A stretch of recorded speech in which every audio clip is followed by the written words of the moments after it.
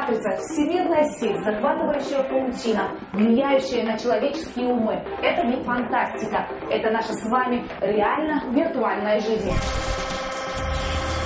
Человек, который никогда не держал в руках оружие, вдруг может победить команду врагов и даже стать героем. Это не настоящие мы, но зато виртуальный мир исполняет все наши мечты и желания.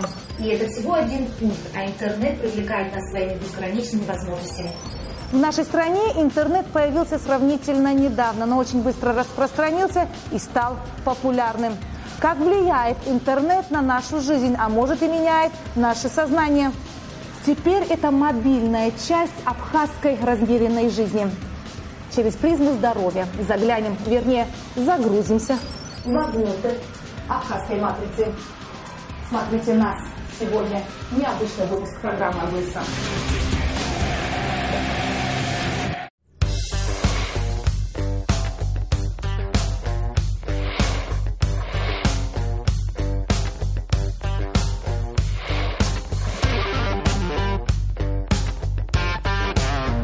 Все чаще мои знакомые жалуются на то, что их дети становятся интернет-зависимыми. То есть часами сидят у компьютера и невозможно оторвать. Любой разговор с ними вызывает у них раздражение.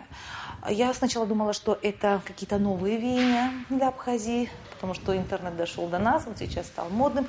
Ну а может и заболевание. Вполне возможно, что это заболевание, поэтому стоит, наверное, ограничивать наших детей, не только детей в пользовании интернетом. Сегодня в гостях у нас как раз тот человек, который сможет ответить на все те вопросы, которые нам будут интересны, мы сможем задать и огласить все то, что нам нужно. Мачеварян Гванца Давидовна окончила Ростовский государственный медицинский университет. Работает в специализированной психиатрической больнице. Психиатр. Главный принцип в работе – безнадежных больных не бывает. Всегда защищать интересы своих пациентов. Здравствуйте, уважаемые телезрители. Сегодня у нас в гостях доктор-психиатр Гванца Мачеварян. Здравствуйте. Здравствуйте. Эта тема достаточно актуальная и долгое время будет актуальна. Это интернет-зависимость, зависимость телевизионной продукции. Насколько это влияет на психику человека, меняет его образ жизни, как взрослых, так и детей? Для начала хотела бы сказать, что, конечно, интернет, социальные сети, компьютер – это относительно новая веха в истории человечества и в истории коммуникации человечества, скажем так. И каких-то глобальных фундаментальных исследований в этой области, к сожалению, на сегодняшний день пока что нет. И говорить о каких-то долгосрочных побочных эффектах или каких-то негативном влиянии, конечно, сложно. Давайте начнем с соцсетей, потому что сейчас это модно в Абхазии. И иной раз, просматривая свою ленту в соцсетях, кстати, я зарегистрирована только в Фейсбуке, мне начинает казаться, что люди живут виртуальной жизнью. Социальные сети – это легкий выход из ситуации. То есть если на реальное общение нужно затрачивать эмоции, менять выражение лица, как-то жестикулировать, ты считываешь эту информацию с лица человека, он считывает с тебя, ты как-то пытаешься контролировать и свои эмоции преподнести так, как нужно. То есть это все энергозатратный, трудоемкий процесс.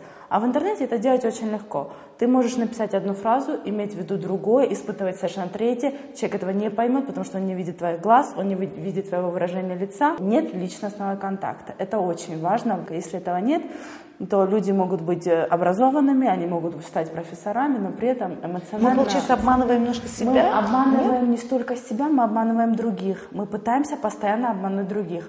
Пытаемся себя выставить в лучшем свете, лучше, чем мы есть на самом деле, более умными. Там поискали цитату где-то в интернете и тут же ее выставили. Не потому, что человек знает эту цитату или вполне осознает, что это означает, а потому что он тут же поискал, тут же выставил. А в реальной жизни он ее повторить не сможет, потому что вряд ли даже помнит, о чем она. С оператором Артуром Каландия мы несколько дней проводили съемки в разных частях нашей столицы. Общались с разными людьми разных поколений и профессий. Все респонденты охотно впустили в свою жизнь интернет. Не видят смысла отказываться от возможностей, которые предоставляет глобальная сеть. У меня есть желание, например, идти в ногу со временем. У меня внуки, внучки, все в разных городах учатся. Вот мне хочется общаться, их картинки какие-то, если они выставляют, или фотографии. Мне хочется на них ответит. С каждым разом новые сайты открываю. Вот сейчас недавно я только начала пользоваться Инстаграмом и WhatsApp. Нашу героиню зовут Светлана Беня. Так сложилась судьба, что она потеряла единственного сына, и теперь смысл ее жизни – это внуки, с которыми она в постоянном контакте благодаря интернету. Недавно я сканировать научилась. Я очень скучаю по своим внукам. И вам интернет мне помогает, не то слово. Я просто этим живу. Потом подойду и мужу показываю фотографии, и он улыбается. Светлана пользуется мобильным интернетом, отказывается от компьютера. Она всегда в движении и всегда на связи. Мобильный телефон и интернет два в одном очень удобно, говорит Светлана. Компьютер – это для дома. А мы иногда, вот у меня летом приезжают отдыхающие, я на берег выхожу, и мне удобно сидеть с телефоном. Наша героиня в день в среднем около 20 раз посещает всемирную паутину.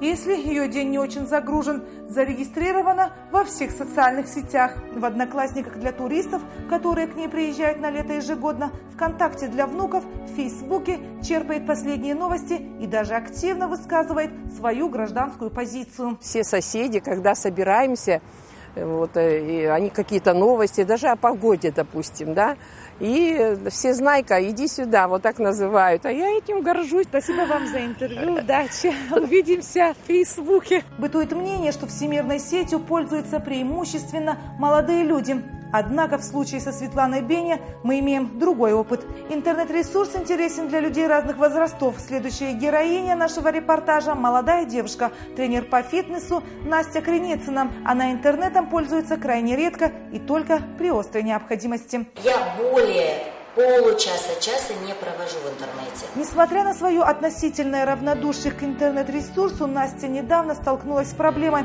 Ее 6-летний сын стал увлекаться компьютерными играми. И она приняла меры и предложила сыну альтернативу. Когда я зашла в компьютер и увидела то, что он смотрел, то есть в графе поиска, когда он забил мультики, вышли не только мультики. И это меня страшно насторожило. С этого же дня компьютер у нас был выключен, а iPad временно поломан. Он стал очень агрессивным, и я его решила отдать на спорт. Когда он втянулся в спортивные свои секции, результат не заставил долго ждать. То есть он очень редко стал вспоминать об игре, потому что он приходил и, можно сказать, сразу вырубался. Он смотрел мультики и ложился спать. Несколько часов, проведенные за компьютером, могут повлиять не только на психическое состояние пользователя, но и на физическое. Вот уже 5 лет, как Настя в своем фитнес-зале исправляет многим сколиозы и остеохондрозы, в том числе и тем, кто подолгу сидит за компьютером. Ваши ноги, которые отекают, это первая весточка к тому, что это, возможно, варикозная болезнь. И спина, это недаром же нас в школе учили сидеть ровно. Я думаю, когда вы работаете, вы за этим не следите. Вы опираетесь на правую, на левую руку, как вам удобно, правда? И это, естественно, неправильное положение, вы искривляетесь, что приведет к чему? Естественно, сколиозу. Когда вы сидите, вы же не сидите ровно, не смотрите прямо, у вас голова опущена. Это и также приводит к тому, что у вас затекает шейный отдел, что приводит к остеохондрозу, а потом впоследствии к головной боли. Ну а глаза, я думаю, здесь много говорить не надо, это, естественно, напряжение, усталость, потеря зрения.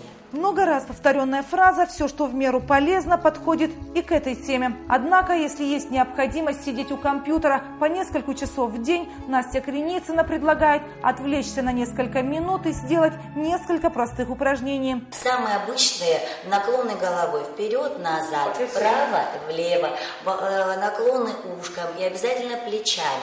Только делается это все очень медленно и хотя бы по 8 раз. И вы сразу почувствуете, как головная боль ваша пройдет.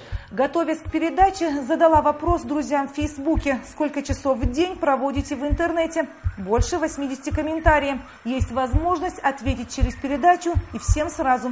Не упускайте свое здоровье, не забывайте делать простые упражнения, которые посоветовал нам специалист. Мы видим только положительные стороны медали. И на фоне того, что мы видим, что у всех все хорошо, нам кажется, что у нас хуже, чем у других. Можно ли этих людей назвать интернет-зависимыми людьми? Интернет-зависимость – это все-таки болезнь как таковая. Все-таки это болезнь. Это болезнь. То, о чем мы говорили, это немножечко другое. Это было, мы говорили более о таком немножечко двуличном поведении, что ли, в социальных сетях и в жизни, то, что происходит такой диссонанс. Интернет-зависимость – это состояние, когда желание не просто общения через интернет, но и интернет-дрейф, это называется, это понятие, когда человек из одних социальных сетей в другие, потом на одну страничку, на другую перешел, он вроде какую-то информацию ищет, 5 часов прошло, а для себя ничего хорошего и полезного он не сделал за эти 5 часов. То есть интернет, он подменяет все остальное, он заменяет чувство голода, он как бы 5 часов прошло, он не поел, он не сходил в туалет, он не пообщался с родными, он не спросил, как у них дела. То есть все жизненные сферы заменил интернет. Такие люди, они могут ночь напролет не спать, утром на работу приходят с трудом, а почему всю ночь сидел в интернете? А что ты делал в интернете? Искал какую-то научную статью? Нет, вроде бы. Занимался чем-то полезным? Нет. Работал? Нет. Ну, как бы он не может сказать, что он делал все. Попросту, по сути, провел свою Какая жизнь. категория людей подвержена?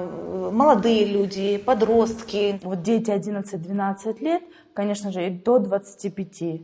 После 25 чаще всего это люди работающие, и у них физически просто нет возможности столько времени проводить в интернете. Хотя бывают исключения. Мои пациенты бывают: ты знаешь, сколько стоит хлеб? Нет, не знаю. Почему? Я стесняюсь ходить в магазин. Ну а чего ж ты стесняешься? Там продавщице нужно сказать что-то, с ней там поздороваться, спросить цену, там поговорить. Людям сложно становится даже такие элементарные действия выполнять, потому что нет навыка. Сама культура информационная, она для Абхазии, она нова. И мы делаем, в принципе, те же ошибки, которые допускали другие страны. Абсырт Канджария, депутат городского собрания, виртуально известен как Борис Лоткин. Тот же аноним, в то же время не скрывающий свое настоящее имя. Человек сам по себе должен быть объективным и совестливым. Анонимно он это или открыто будет выражать, это другой вопрос. Ну а потребители информации просто должны дружить с головой. Абсырт из тех, кто хорошо разбирается в информационных технологиях. Все возможности интернет-ресурсов в нашей стране пока неизвестны, поэтому умело не использованы, говорит Абсырт. Да и качество интернета желает оставлять лучшего, уточняет он. У Абсырта и его друзей есть идеи для социальных проектов. В целом внедрение сюда информационной составляющей. Там те же системы единого окна, те же по видеонаблюдениям, по безопасности на дорогах и прочее. Подобные проекты, я думаю, они очень конструктивны были бы. Ну а тем временем наши исследования продолжаются. Теперь уже в студии программы «Чижибзи Апсынтула». Двое ее ведущих, Беслан Хейба и Лана Апшила, совершенно по-разному относятся к интернет-ресурсам. Мог бы ты жить без интернета? Я без него и живу, в принципе. В свободное время, в свободную минутку я обязательно заскочу, просмотрю, есть ли у меня новые комментарии, обновления, уведомления, сообщения и прочее. Беслана никогда не привлекали социальные сети. Он предпочитает так называемое живое общение. И телефон носит обычный, с одной единственной функцией – принимать и отвечать на звонки. Конечно, он умело пользуется информационными технологиями и интернет-ресурсами в своей работе и черпает нужную информацию в глобальной сети, но считает многочасовое зависание в интернете выброшенным временем. Родители сегодня не контролируют своих детей, я могу это сказать с полной уверенностью, потому что я неоднократно это замечал. Дети школьного возраста, у каждого сегодня есть хороший телефон, через который он может зайти в интернет, и родители не контролируют, с кем он общается, какие видео он просматривает. В осознанном возрасте уже люди понимают, что для них хорошо, что для них плохо, но детям сложно немного адаптироваться в этом плане. По теме конкуренции между интернетом и телевидением ребята не видят большого подвоха и не считают, что интернет лишает их телезрителя. Телевизионные каналы умело используют потенциал интернета, и с его помощью современное телевидение становится разнообразным, интересным, мобильным и, главное, рейтинговым. Прежде чем выйти в эфир, прежде чем подготовить какую-либо информацию, они обязательно закидывают, заваливают все соцсети информации, но опять-таки ссылаясь на свой телеканал. В этом плане можно сказать, что интернет является неким анонсом, да, и я считаю, что Он ни в коей мере не откидывает на второй план роль телевидения. Беслан тем временем соглашается с Ланой, но защищает свою точку зрения. Он, не зная, кто находится по ту сторону экрана, может говорить обо всем и разговаривать на различные темы, в общем. А вот с людьми как-то сегодня по-другому. И отношения, это не может не отразиться на отношениях человеческих. Взрослые люди, имеющие навыки человеческого общения лицом к лицу, их не забудут. Но поколение, которое уделяет много времени именно виртуальному общению, может иметь проблемы в будущем, говорят специалисты. Интересно узнать мнение подростков и детей. Они герои следующего репортажа. На самом деле это очень большая проблема одиночества. Человеку одиноко, и он ищет какие-то пути где-то себя реализовать. Потому что не хватает общения с родителями, не хватает общения с друзьями, не хватает общения с умными книжками. Например, банальный тоже пример. Читать книгу в интернете, читать книгу в бумажном переплете, да, в бумажном варианте. Ну, вроде интернет это так здорово, это ж там можно любую книжку найти, не то, что у нас сейчас надо книги искать, там покупать. Но проблема в том, что когда в интернете ребенок читает книгу, выплывают всякие окна, там тут реклама, тут еще тут какая-то информация, тут кто-то позвонил, тут кто-то написал. И не происходит погружение в события, в книгу. Даже если мы хотим прочитать какую-то научную статью, вот вы заметили, наверное, за собой, обычно распечатываете этот материал и читаете печатный вариант, скорее всего, если нужно какие-то цитаты запомнить. Потому что мелькание перед глазами, рекламы, каких-то других новостей, новостная лента, еще что-то, это все, конечно, сбивает, рассеивается внимание и нет... нужная информация. Если они еще хотя бы так читали книги, а мы чаще всего же знаем, что они и не книги не читают, сидят, особенно подростки. Я знаю маму, которая не может своего ребенка отучить, ночами ребенок не спит, она все время в интернете, у них возникают конфликты, эти конфликты ни к чему не приводят совершенно. Может быть, в таких случаях, на самом деле, Гванца, надо обращаться к специалисту? Чем дольше затягивать, тем сложнее становится с ребенком. У вас есть такие пациенты? Вот, честно говоря, в Ростове были такие пациенты. Но здесь нет такой культуры, то есть люди не знают, что с этим нужно справляться и обращаться к докторам. Как в других странах? Может быть, все-таки наше спасение, что мода на соцсети, на интернет пройдет у нас в Абхазии, к этому будем относиться как к обычному делу? Я не могу сказать, что в других странах ситуация лучше. Там просто из-за того, что население больше, эта ситуация, она не так заметна. Это просто стиль жизни такой, это образ. Вот любой яд в малых дозах – это лекарство, правильно, да, я говорю? А любое лекарство в больших дозах – это яд. То же самое и с интернетом. Нужно просто уметь им пользоваться и дозировать это влияние. Сколько тебе лет? 12. А что ты ищешь в интернете? Ну, фильмы смотрю. Развлечения? А родители не ругают? Ну, иногда ругают, но Ну, когда мы не долго. так уж и долго. Ну, что задают по урокам, надо же в интернете искать. А иногда, когда по выходным, можно посидеть. Ну, не так все хотят делать уроки, из-за этого все больше в телефонах лазят. Ну, конечно, родители запрещают, и они не дают, иногда на счет не ложат. Ну, родители тоже правы, но они нас не понимают, потому что у них в детстве не было интернета. А что тебе дают игры? Удовольствие. На самом деле, по исследованиям ученых, увлечение человека напрямую связано с его головным мозгом.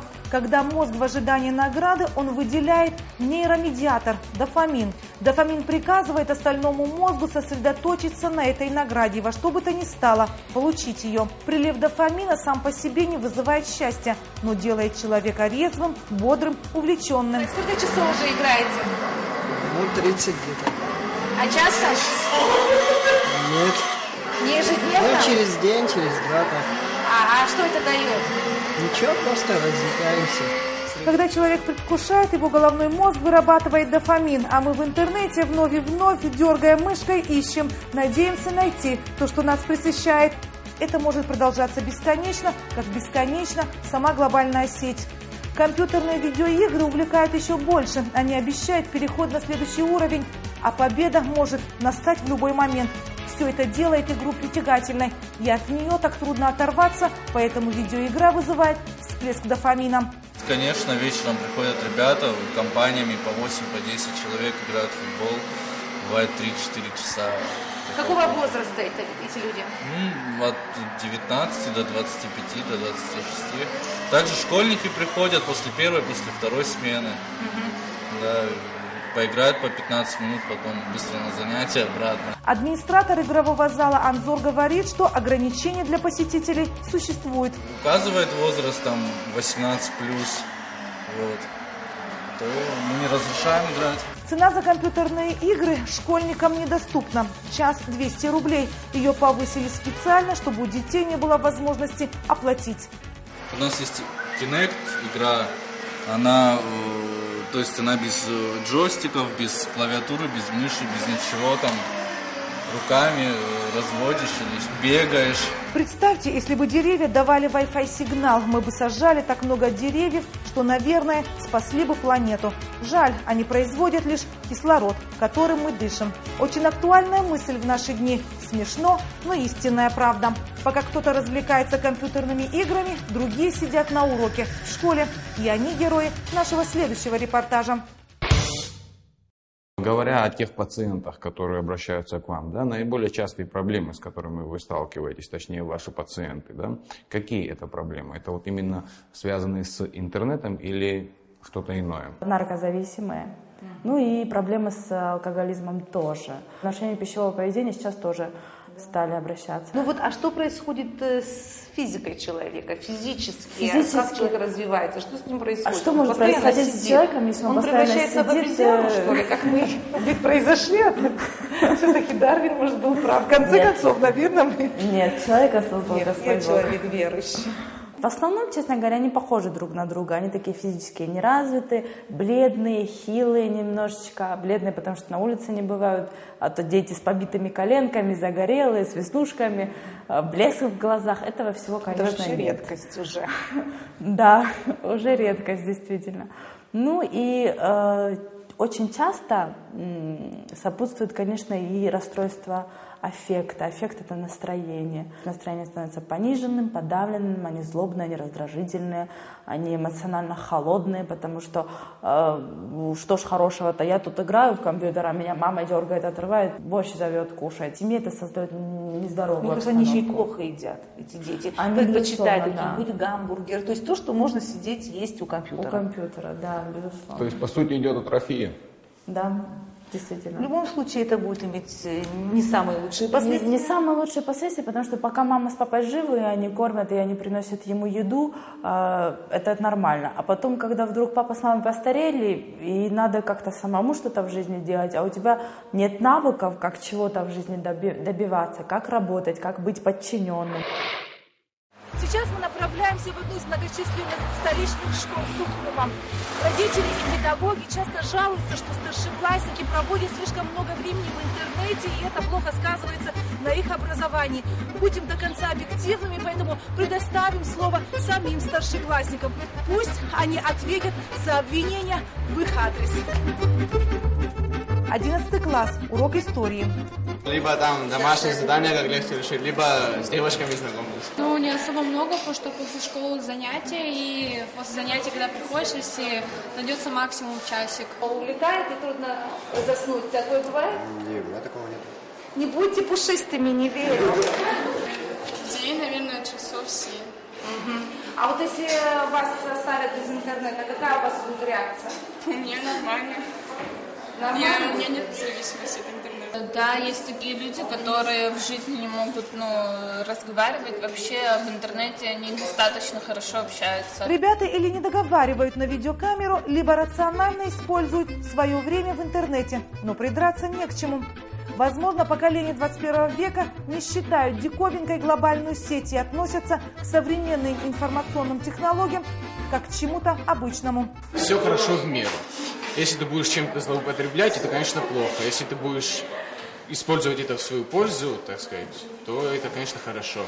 И вот вы сказали, что нынешнее поколение, точнее старшие, считают, что молодые ведут себя неподобающе. Но это было всегда. Вот в ваше время, например, ваши родители то же самое про вас и говорили. Я уверен, находили что-нибудь, говорили, вот в наше время было по-другому. В наше время говорили, слишком много телевизор смотрите. Вот потому что это было новшество. А вот сейчас у нас то же самое про интернет. Такая же ситуация. Так что и вы нас поймите. То есть мир с вашим поколением не пропадет, планета еще будет С существовать. вашим же не пропало. То, что интернет дает возможность развиваться и быть мобильным, бесспорно. Главное – избежать побочные эффекты. Педагоги признают могущество всемирной сети, но с сожалением оглядываются на вещи, которые утратились с появлением интернета. Обычное явление, они любят зайти в соцсети, посмотреть, переписываться с кем-то, посмотреть какое-то сообщение, они получают очень часто, и это нежелательно, это вредит. Те дети, которых я уже выпустила давно, они много читали. А это поколение читать не очень-то любит, потому что они всю информацию хотят извлечь из интернета. Это уже даже произведения по литературе, они если читают, там вкратце все дается. Так что они не получают полную информацию о произведении, допустим, если так говорит о литературе. А так, конечно, если они должны познавать мир, но не игры какие-нибудь, а вот именно познать мир, тогда они могут использовать, но умеренно.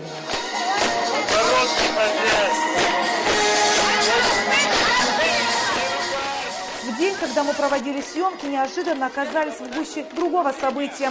Те же школьники отдавали дань памяти Великой Победе в Великой Отечественной войне. Мероприятие в честь Дня Победы, так как в этом году Дню Победы исполняется 70 лет. Как тебе форма, которую Форма отличная, да. Скажи, пожалуйста, насколько это для тебя важно, что ты являешься одним из участников? Я горд за эту победу, я горд за людей, которые погибли в ней, а сейчас, извините. Несколько недель ежедневно ребята из разных городских школ маршировали и готовились к сегодняшнему дню, одетые в форму, красивые и воодушевленные.